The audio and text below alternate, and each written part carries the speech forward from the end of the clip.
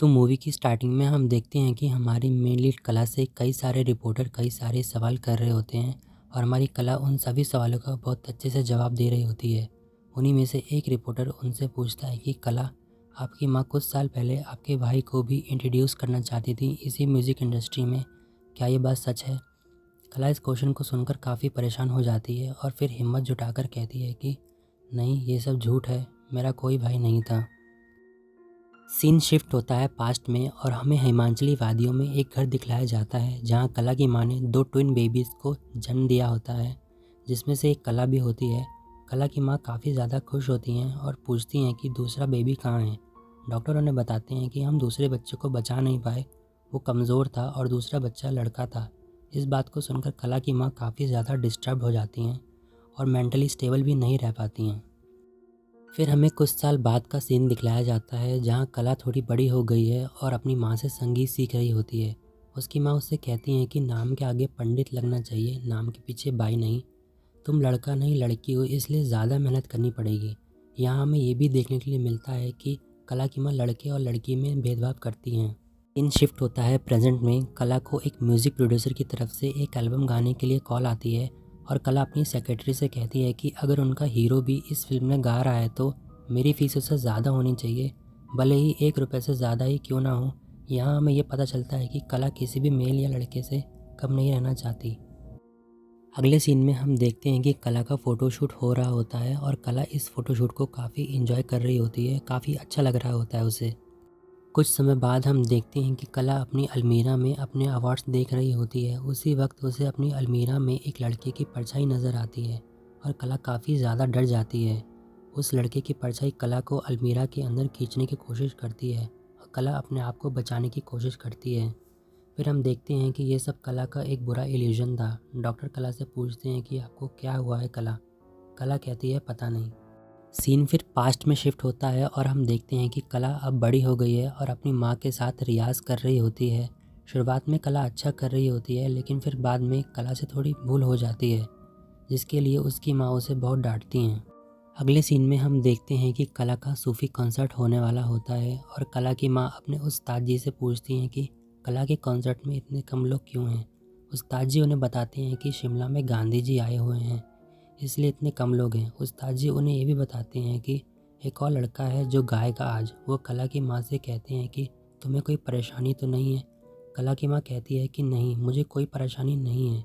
कला का कॉन्सर्ट शुरू होता है और कला काफ़ी अच्छा गा रही होती है, लेकिन कला की माँ चिंता में होती है और कला के गाने को एंजॉय नहीं करती। अगले सीन में हम देखते हैं कि हमारे एक नए कैरेक्टर की एंट्री होती है जिसका नाम है जगन। ये वही लड़का है जिसके बारे में कला की माँ के उस्ताद जी बताते हैं और ये वही लड़का है जिसकी परछाई कला ने अपनी अलमीरा में देखी थी।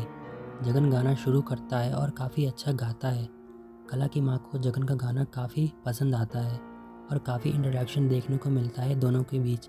कला की माँ खड़े होकर तालियां बजाती है जगन के लिए। अगले सीन में हम देखते हैं कि कला की माँ जगन को अडॉप्ट करके उसे घर ले आती हैं। ये सब देखकर कला को बिल्कुल भी अच्छा नहीं लगता है। अगले सीन में कला और जगन को दिखलाया जाता है जहाँ जगन कला से कहता है कि तुम्हारी माँ ने मुझसे कहा है कि तुम गाती हो और साथ दोगी मेरा गाने में तानपुरे पर। यह सब सुनकर कला काफ़ी दुखी होती है और बाहर आ जाती है और जगन भी उसे कंसोल करने के लिए बाहर आ जाता है। इसके बाद हम देखते हैं कि कला और जगन दोनों अंदर आ जाते हैं। कला जगन का बुखार चेक करने के लिए पारा उसके मुंह में रख देती है और कला की माँ इस बात पर काफ़ी ज़्यादा गुस्सा होती हैं। कला की माँ कहती हैं कि एक गायकार के मुंह में पारा, इससे इसकी आवाज़ जा सकती थी। अगर संगीत के साथ तुम्हारा सगा संबंध होता तब तुम्हें पता चलता। प्रेजेंट सीन में कला इन्हीं सब बातों को याद करके दुखी हो रही होती है। फिर हम देखते हैं कि कला के एक म्यूज़िक प्रोड्यूसर कला से कहते हैं कि तुम एक मेल सेक्रेटरी क्यों नहीं रख लेती, तुमने एक फ़ीमेल सेक्रेटरी क्यों रखा हुआ है? तो कला कहती है कि आप फीमेल सेक्रेटरी क्यों बोल रहे हो, आप सिर्फ सेक्रेटरी भी तो बोल सकते हो ना। उसके बाद हम देखते हैं कि कला के पास अखबार आता है और कला उसमें एक न्यूज़ पढ़ती है कि चंदन लाल सान्याल का निधन हो गया है। इस खबर के बाद कला रेडियो पर एक आरजे के साथ होती है और वो आरजे कला से पूछते हैं कि क्या आपने कभी भी सान्याल साहब के साथ गाना गाया था? कला इस बात से इनकार कर देती है। सीन शिफ्ट होता है पास्ट में जब कला, जगन, कला की माँ और सान्याल साहब एक साथ नाव पर सवार होते हैं और चांद की रोशनी में चारों काफ़ी एंजॉय कर रहे होते हैं। तभी सान्याल साहब गाना गाना शुरू करते हैं और जगन को भी गाने के लिए बोलते हैं। लेकिन जब कला गाना शुरू करती है, कला की माँ उसे गाने से रोक देती हैं। माँ के रोके जाने पर कला को बिल्कुल भी अच्छा नहीं लगता है। अगले सीन में हम देखते हैं कि कला इन सब से काफ़ी परेशान हो जाती है और दुखी भी। उसके बाद देखते हैं कि कला अपनी माँ के कमरे के बाहर होती है और अपनी माँ को सान्याल साहब के साथ देखती है और अपनी माँ को उन्हें सीड्यूस करते हुए देखती है। कला को पहले ये सब समझ नहीं आता है कि क्या हो रहा है, उसकी माँ उसके साथ क्यों थी। फिर कला जगन से पूछती है कि मेरी माँ सान्याल साहब के साथ क्यों थी। जगन उसे बताता है कि मेरे लिए, ताकि मुझे काम मिल सके, गाना गाने का मौका मिल सके बड़े सिंगर्स के साथ, बड़े लोगों के साथ। अगले दिन हम देखते हैं कि कला के घर में कुछ मेहमान आए होते हैं। कला को पता नहीं होता कि उसकी माँ उसकी शादी की बात करने के लिए उन्हें यहाँ लेकर आई है। लेकिन जब कला को ये सब बात पता चलती है तो कला को बिल्कुल भी अच्छा नहीं लगता है। कुछ समय बाद हम देखते हैं कि कला की माँ कला को पार्टी के लिए रेडी कर रही होती हैं, जिसमें जगन गाना गाने वाला होता है। कला की माँ कला से कहती हैं कि कला, तुम शादी के बाद अपने घर जाओगी। कला अपनी माँ से कहती है कि क्या मैं आपके साथ नहीं रह सकती हूँ।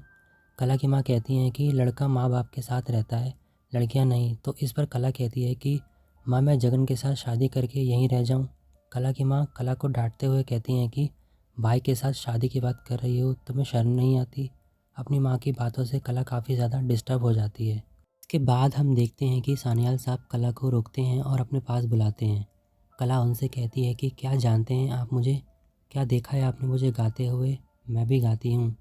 तो वो कला के पास आकर बोलते हैं कि भला तुम्हें कौन भुला सकता है, तुम्हारी आवाज़ तो बिल्कुल कोयल जैसी है, बहुत मीठी आवाज़ है तुम्हारी। कला इस बात पर सान्याल साहब को किस करती है और सीड्यूस करने की कोशिश करती है, जैसे उसकी माँ ने किया था जगन के लिए। सान्याल साहब उसे पीछे करते हैं और कला उनके ऐसा करने से गुस्सा हो जाती है। कला कहती है कि आपकी जगह जगन छीन लेगा, जब कोई पूछेगा नहीं, याद नहीं करेगा, तब आपको भी बुरा लगेगा।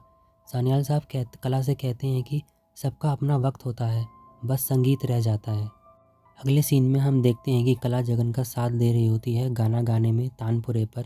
जगन बहुत अच्छा गा रहा होता है, लोग काफ़ी एंजॉय कर रहे होते हैं। अगले ही पल हम देखते हैं कि जगन को खांसी आने लगती है और उसका गला ख़राब होने लगता है। कला की माँ डॉक्टर को कॉल करती हैं और उन्हें जल्दी आने के लिए कहती हैं।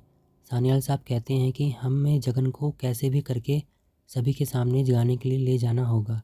कला की माँ कहती हैं कि सबको जाने के लिए बोल दो, जगन नहीं गा सकता अभी। सान्याल साहब कहते हैं कि मैं ऐसा नहीं कर सकता। अगले ही पल हम देखते हैं कि कला जगन की जगह गाना शुरू कर देती है और बहुत अच्छा गाती है, लेकिन कला की माँ को अच्छा नहीं लग रहा होता है। गाना ख़त्म होने के बाद लोग काफ़ी ज़्यादा तालियां बजाते हैं कला के लिए। कला काफ़ी ज़्यादा खुश भी होती है। नेक्स्ट सीन में हम देखते हैं कि जगन का गला पूरी तरह से ख़राब हो जाता है और वो फिर भी गाने की कोशिश करता है, लेकिन फिर भी गा नहीं पाता है। इसके बाद हम देखते हैं कि जगन का गाना सुनने के लिए जो म्यूज़िक डायरेक्टर आए थे, जिनका नाम सुमंत कुमार है और जिन्होंने कला का भी गाना सुना था, वो कला से कहते हैं कि तुम बहुत अच्छा गाती हो, तुम्हारी आवाज़ बहुत अच्छी है। और जगन से भी कहते हैं कि आपकी आवाज़ भी बहुत अच्छी है, लेकिन मुझे समझ नहीं आ रहा कि आपकी आवाज़ आपसे कोई कैसे छीन सकता है। जब वह जाने की बात कहें तो कला उनको रोक लेती है। अगले सीन में हम देखते हैं कि कला उन्हें सीड्यूस करने की कोशिश करती है। फिर हम देखते हैं कि कला और जगन एक दूसरे से बात कर रहे होते हैं और कला जगन से पूछती है कि क्या हुआ। जगन कहता है पता नहीं और रोने लगता है। अगली सुबह हम देखते हैं कि सुमंत कुमार यहाँ से जा रहे होते हैं और कला की काफ़ी तारीफ़ भी करते हैं और कला से कहते हैं कि तुम बिल्कुल कोयल की तरह मीठा गाती हो।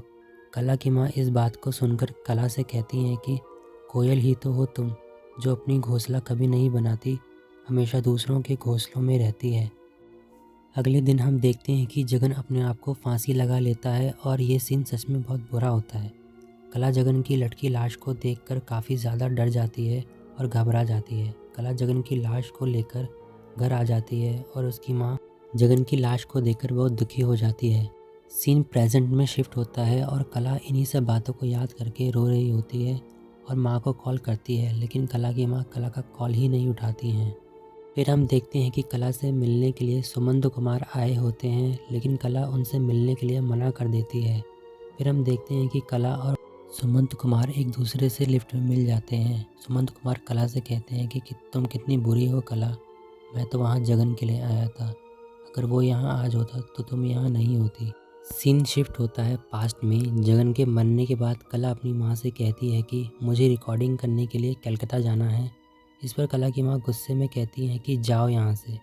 कला अपनी माँ की बात सुनकर कहती हैं कि जगन के साथ जो कुछ भी हुआ उसमें मेरी क्या गलती, आप मुझसे इतना नाराज़ क्यों हैं, आपको तो मुझसे प्यार होना चाहिए। कला की माँ कला की बात का कोई जवाब नहीं देती और अपने कमरे में चली जाती हैं। अगले सीन में हम देखते हैं कि कला रिकॉर्डिंग के लिए कलकत्ता आ जाती है और रिकॉर्डिंग कर रही होती है, लेकिन कला अच्छे से गा नहीं पा रही होती और उससे बार बार गलतियाँ हो रही होती हैं। इन सब की वजह से कला काफ़ी दुखी हो जाती है और सुमंत कुमार कला से इनडायरेक्टली कहते हैं कि सीड्यूस करो मुझे, और कला इस सब के लिए मान भी जाती है। इसके बाद हम देखते हैं कि कला हिम्मत करके गाने लगती है और इस बार वो बहुत अच्छे से गाती है। कला जिस फिल्म में गा रही होती है वो फिल्म रिलीज़ होती है और कला का गाना काफ़ी हिट हो जाता है। अगले सीन में कला एक फीमेल म्यूज़िक डायरेक्टर से बात कर रही होती है। इस पर कला के म्यूज़िक डायरेक्टर सुमंत कुमार कला से कहते हैं कि तुम्हें ऐसे गाने बजाने वाली से दूर रहना चाहिए। इसके बाद हम देखते हैं कि कला बहुत बड़ी स्टार बन गई होती है और सभी मीडिया वाले सुमंत कुमार को छोड़कर कला के पास चले जाते हैं। सीन प्रेजेंट में शिफ्ट होता है और हम देखते हैं कला के लिफ्ट से बाहर आने के बाद सभी रिपोर्टर कला को घेर लेते हैं। फिर से कला को जगन की परछाई या आत्मा नज़र आती है और कला जगन से कहती है कि आवाज़ ही तो गई थी तो तूने जान क्यों ली। इस पर जगन कहता है कि मेरी आवाज़ ही मेरी पहचान थी। जगन कला से पूछता है कि तू खुश है इन सब से। कला कहती है नहीं, माँ तो अब भी नहीं है। इसके बाद कला अपना एक गाना रिकॉर्ड कर रही होती है। रिकॉर्डिंग के वक्त ही उसे लोगों की आवाज़ आना बंद हो जाती है, या तो हम ये कह सकते हैं कि पूरी तरह से मेंटली अनस्टेबल हो जाती है और उसे वही सारी पुरानी बातें याद आने लगती हैं। और इन्हीं सभी पुरानी बातों को याद करके कला बहुत रो रही होती है और दुखी हो जाती है। फिर हम देखते हैं कि कला की माँ रेडियो पर कला की सारी बातें सुन रही होती है, जो भी उसने जगन से कहा होता है और जो जगन ने कला से कहा होता है। फिर हम पास्ट में देखते हैं कि कला ने जगन के दूध में पारा डाल दिया था और वह दूध जगन को पिला दिया था, इसलिए जगन की आवाज़ चली गई थी। फिर प्रेजेंट में हम देखते हैं कि कला की माँ को एक कॉल आता है और वो कॉल डॉक्टर का होता है। डॉक्टर कला की माँ से कहते हैं कि आपकी बेटी की तबीयत बहुत ख़राब है, वो मेंटली अनस्टेबल हो गई है। कला की माँ कला से मिलने के लिए उसके घर जाती है और डॉक्टर से मिलती है, लेकिन जब कला की माँ कला से मिलने के लिए उसके कमरे में जाती हैं तो कला की माँ देखती हैं कि कला ने अपने आप को फांसी लगा ली होती है और कला की माँ दौड़कर उसके पास जाती हैं और उसे अपने गले से लगा लेती हैं, लेकिन कला तो अब मर चुकी थी। कला की माँ अकेले बैठकर कला को याद कर रही होती हैं, लेकिन कला तो अब वापस नहीं आ सकती है और ये मूवी यहीं ख़त्म हो जाती है।